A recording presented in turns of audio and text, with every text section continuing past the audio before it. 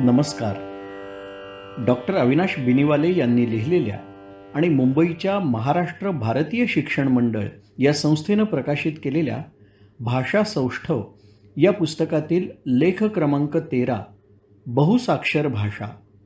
वाचक स्वर शैलेश औटी. कोणतीही भाषा लिहायची झाली तर एखाद्या लिपीचा उपयोग आवश्यक असतो, अनिवार्य असतो. एखाद्या भाषक समाजाला लिपी अवगत झाली की त्यांची भाषा लगेचच साक्षर होते. साक्षरतेमुळे भाषेची व्यक्त होण्याची शक्ती अफाट वाढते. तशा आजच्या जगात निरक्षर असलेल्या भाषा अजूनही खूप आहेत, पण बहुतेकींना अजून लेखनाची गरजच वाटलेली नाही. जगात लिप्या अनेक आहेत. रचनेच्या दृष्टीनं लिप्यांचे काही प्रकारही दाखवता येतात.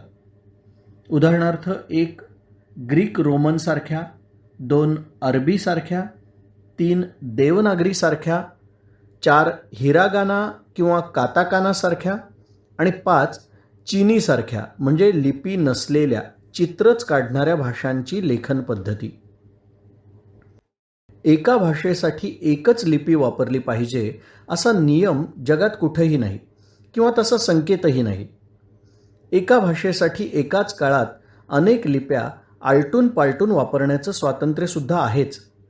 अनेक भाषांनी ते घेतलेलंच आहे. जपानी लेखनात तर एकाच वेळी हिरागाना, काताकाना आणि कांजी अशा 3 लिप्यांचा उपयोग परंपरेनंच केला जातो. अलीकडे तर जपानी लेखनात रोमाजी ही 4थी लिपी आली आहे. एका वेळी 4 लिप्या. जगात देवनागरीसारखी एक चांगली लिपी उपलब्ध असली तरीही ती किंवा अन्य कोणतीही लिपी न वापरता अट्टाहासानं केवळ चित्रच, तथाकथित सोपी चित्र काढण्याचं अथवा वापरण्याचं स्वातंत्र्य चीनमधल्या मंदारिन, युए, शियांग, मिन, कान, वू, हाका अशा बहुतेक सर्व म्हणजे चीनी प्रकारातल्या सर्वच भाषा घेतात. त्यांच्या या हट्टी निरक्षरतेला काय म्हणणार? स्वातंत्र्य की अट्टहास? जपानमध्ये एका वेळी 4 लिप्या वापराव्या लागतात. तर त्या जपानच्या शेजारी राष्ट्रात चीनमध्ये लेखनासाठी लिपीच नाही. जगभरातल्या लेखनाच्या इतिहासावर ओझरती नजर टाकली तरी त्यात विलक्षण विविधता आढळते. जगभरातलं जाऊ दे, तो खूप मोठा विषय आहे. फक्त आपल्या भारतीय उपखंडात ह्या संदर्भात काय परिस्थिती आहे हे पाहणंही अतिशय रोचक आणि उद्बोधक होईल. भारतातल्या प्राचीन काळातल्या शिलालेखांपासून, ताम्रपटांपासून तालपत्रांवरचं आणि भुर्जपत्रांवरचं सारं लेखन पाहिलं तर ते एकतर डावीकडून उजवीकडे लिहिल्या जाणाऱ्या ब्राह्मी अथवा उजवीकडून डावीकडे लिहिल्या जाणाऱ्या खरोष्ठी ह्या 2 समांतर लिप्यांमध्ये केलेलं आढळतं. संपूर्ण भारतीय उपखंडात प्राचीन काळी ह्या 2 लिप्या वापरात होत्या.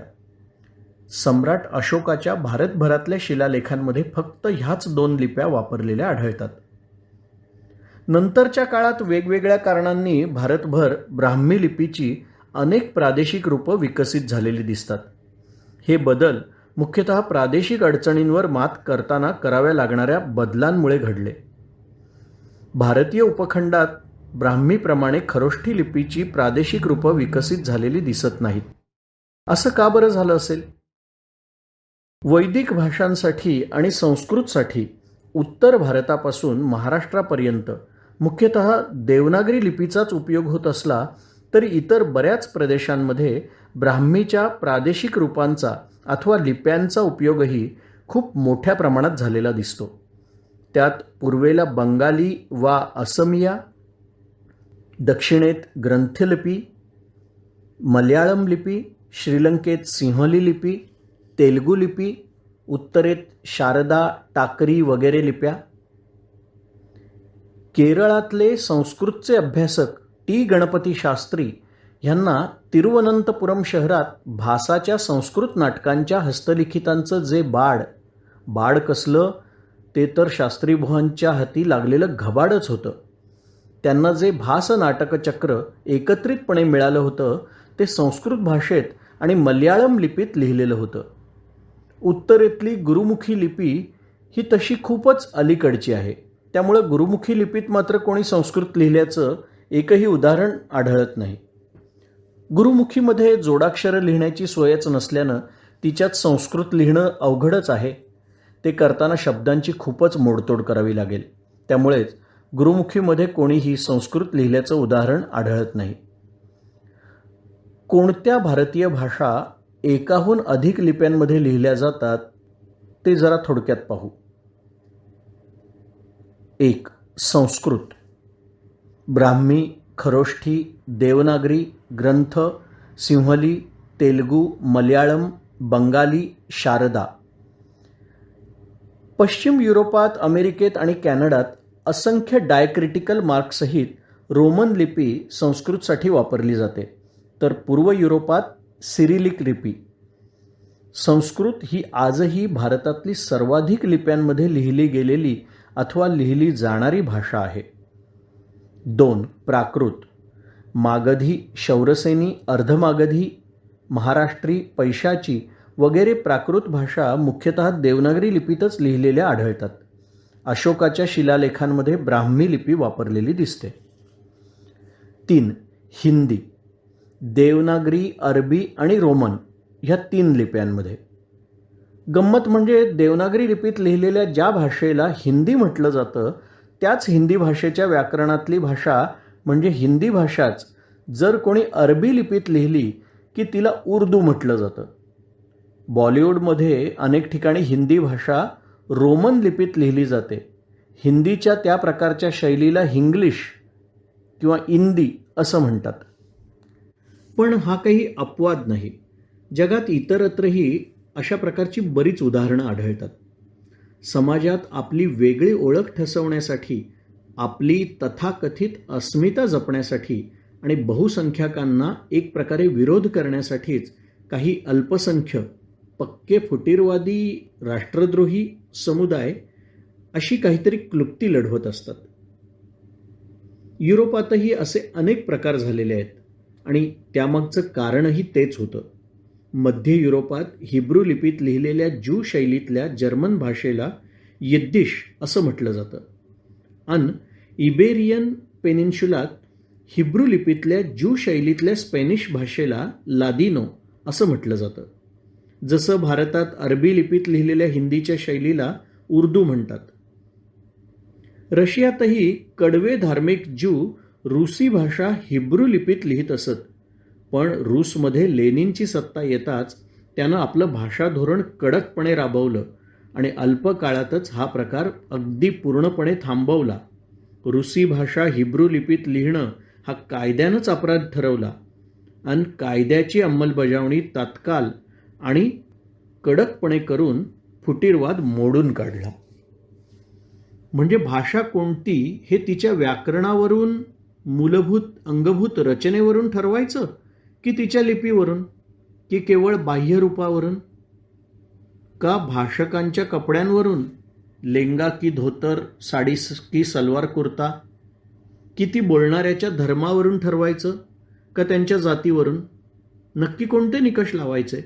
आणि हा निर्णय भाषाशास्त्राच्या जाणत्यांनी घ्यायचा की अल्पसंख्याकांच्या अडाणी आणि अडमुठ्या धार्मिक नेत्यांनी? 4. सिंधी. देवनागरी, गुजराती, गुरुमुखी आणि अरबी. हिंदी उर्दूसारखाच शैलीचा फरक सिंधीत आता स्पष्टपणे दिसू लागलाय, किंबहुना टोचू लागलाय. एक म्हणजे संस्कृत आणि देशी शब्द वापरणारी भारतातल्या सर्वसामान्य हिंदू धर्मीय सिंधी जनतेची भारतीय शैली, आणि दुसरी अट्टाहासानं अरबी फारसी शब्द वापरणाऱ्या पाकिस्तानातल्या आणि भारतातल्या तथाकथित बुद्धिवादी पाकप्रेमी सिंधी लोकांची सिंधी शैली.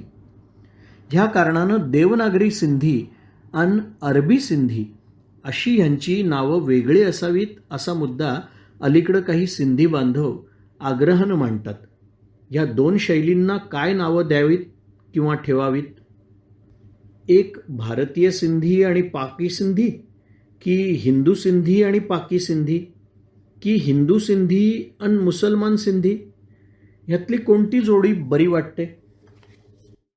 सिंधी भाषेच्या दोन्ही शैलीतलं व्याकरण अजून तरी 100% एकच आहे. हिंदी उर्दू प्रमाणेच.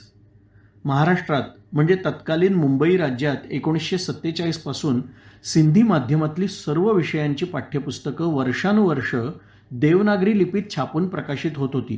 पण पाकप्रेमी सिंधी बुद्धिवाद्यांच्या आग्रही सल्ल्यावरून देवनागरी सिंधीतली पुस्तकं छापणंच बंद झालंय. पुन्हा एकदा घरभेदींकडून राष्ट्रवादी जनतेचा दणदणीत पराभव करण्यात आला. केंद्र सरकारनं आणि राज्य सरकारांनीही ह्या अराष्ट्रीय गोष्टीकडे पूर्ण दुर्लक्ष केलं.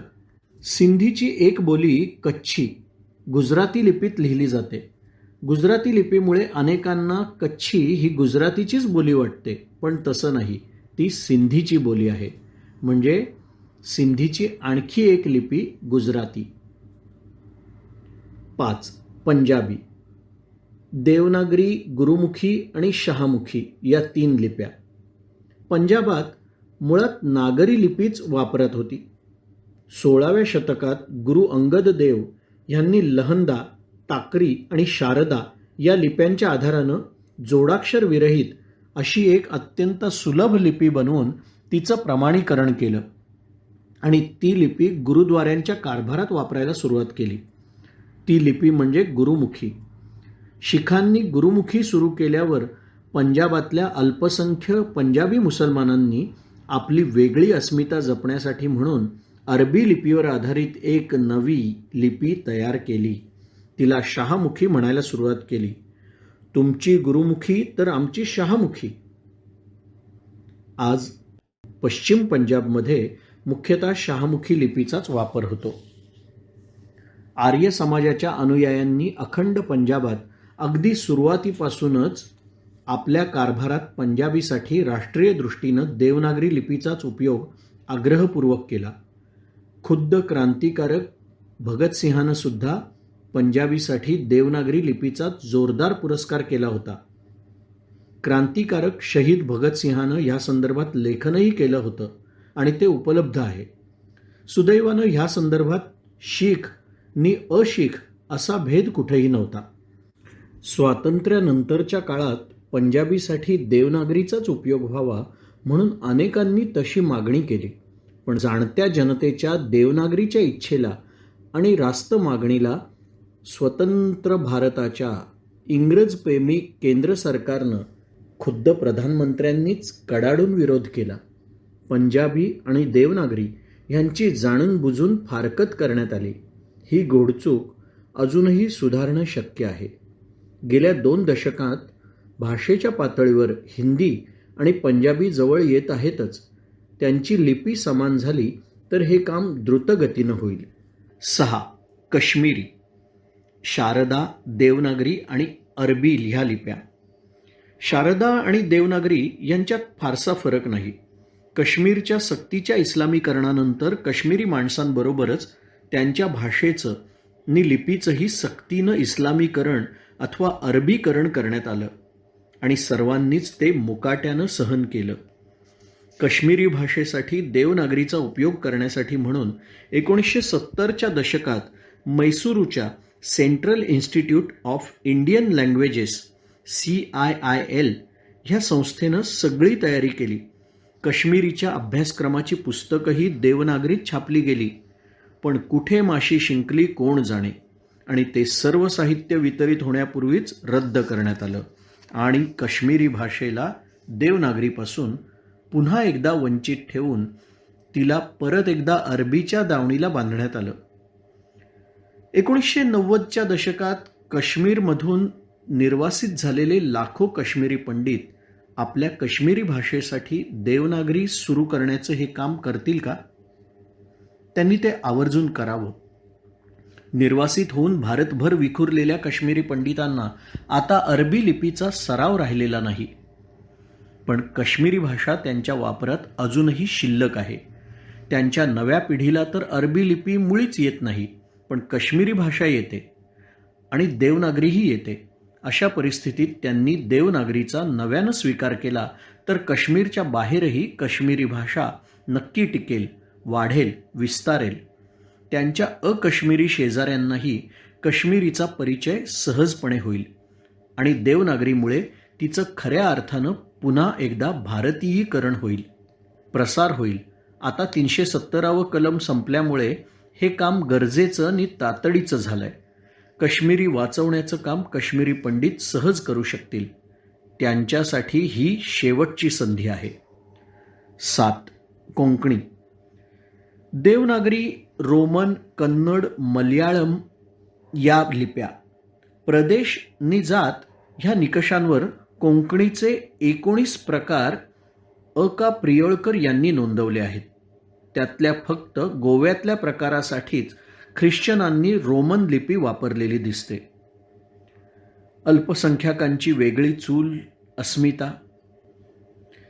कन्नड आणि मल्याळम भाषांच्या परिसरातल्या कोंकणी भाषकांनी स्वाभाविकपणे स्थानिक लिपीचा वापर केलाय.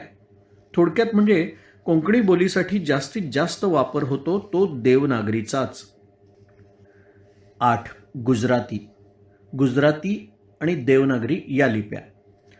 देवनागरी आणि गुजराती यांच्या वळणात तसा फारसा फरक नाही. मूलतः साहित्य, शिक्षण अशा विषयांसाठी वापरलेली गुजराती देवनागरीतच लिहिली जात असे. बडोदे संस्थांच्या काळातल्या कारभारातही गुजराती भाषेचा उपयोग जितक्या आग्रहानं होत असे तितक्याच आग्रहानं देवनागरीचाही उपयोग होत होता. आजही बडोद्यातल्या वस्तुसंग्रहालयातल्या सर्व पाट्या गुजराती भाषेत आणि देवनागरी लिपीत लिहिलेल्या आहेत. 1950च्या दशकात त्यावेळच्या आपल्या मुंबई राज्यात गुजराती पाठ्यपुस्तकं देवनागरी लिपीत काढायला सुरुवात झाली होती. मुंबईतल्या गुजराती माध्यमाच्या शाळांमध्ये ती पाठ्यपुस्तकं म्हणून लावली गेली होती. पण पुढं हा निर्णय बदलला गेला. नेत्यांचं फोडा आणि झोडा हे परधार्जिणं तत्व वरचढ ठरलं नि राष्ट्रवादाचा सपशेल पराभव झाला. गुजरातीची देवनागरीपासून फारकत करण्यात आली. 9. मैतई. बंगाली आणि मैतई लिपी. पूर्व मात्रा पद्धतीची बंगाली आणि असमिया भाषांची लिपी बंगाली या नावानं ओळखली जाते. नि केवळ ह्याच कारणानं म्हणजे बंगाल्यांवरचा राग म्हणून अलीकडेच म्हणजे 1990 नंतर मणिपूरमधून ह्या बंगाली नामक लिपीची हकालपट्टी सुरू झाली. वापरात असलेली लिपी बदलण्याचा अधिकार प्रत्येक समाजाला आहे. पण पहिली लिपी टाकून दुसरी घेताना ती पहिलीपेक्षा सर्वार्थानं अधिक चांगली असावी अशी किमान अपेक्षा असते. पण दुर्दैवानं मणिपुरात तसं झालेलं दिसत नाही. मणिपुरातल्या नेत्यांनी लिपीबाबत पुन्हा एकदा नव्यानं विचार केला तर ते त्यांच्याच फायद्याचं ठरेल. 10वी डोगरी भाषा ही देवनागरी आणि गुरुमुखी या लिप्यांमध्ये लिहिली जाते. काल परवापर्यंत डोगरी ही पंजाबीची बोली होती. तेव्हा ती लिहायचीच झाली तर गुरुमुखीत लिहिली जात असे. आता तिला स्वतंत्र भाषेचा दर्जा मिळालाय नि तिची अधिकृत लिपी देवनागरी झाली आहे. जम्मू भागात पूर्वीपासून डोगरीसाठी नागरी लिपी वापरात होतीच. यानंतर मैथिली ही देवनागरी आणि बंगाली अशा 2 लिप्यांमध्ये लिहिली जाणारी भाषा आहे. भारतभरातल्या सर्व भाषा अथवा बोली देवनागरी लिपीत लिहिल्या जाव्यात अशी विनोबा भावे यांची इच्छा होती. त्यांनी तसे प्रयत्नही खूप केले. हे कार्य सातत्यानं चालू राहावं म्हणून नवी दिल्लीत नागरी लिपी परिषद या नावाची एक संस्थाही स्थापन केली. कोंकणी, डोगरी आणि बोडो ह्यांनी आता देवनागरी लिपी स्वीकारून वापरायला सुरुवात केली आहे. पण भारताच्या सरकारनं घटनादत्त अधिकारांच्या आधारे देशातल्या बहुसंख्याकांना दुष्ट हेतूनं पावलोपावली विरोध करणाऱ्या तथाकथित अल्पसंख्य समुदायांनाच सारे नकाराधिकार देऊन बसल्यामुळं या भारत देशात देशहिताची कोणतीही चांगली गोष्ट करणं अवघडच नव्हे तर अशक्यप्राय झालंय. त्यामुळं सर्वांसाठी भारतीयांच्या उद्धारासाठी देवनागरी हे विनोबांचं स्वप्न अजून तरी स्वप्नच राहिलंय. तुम्ही देवनागरीसाठी काय कराल, काय करू शकाल?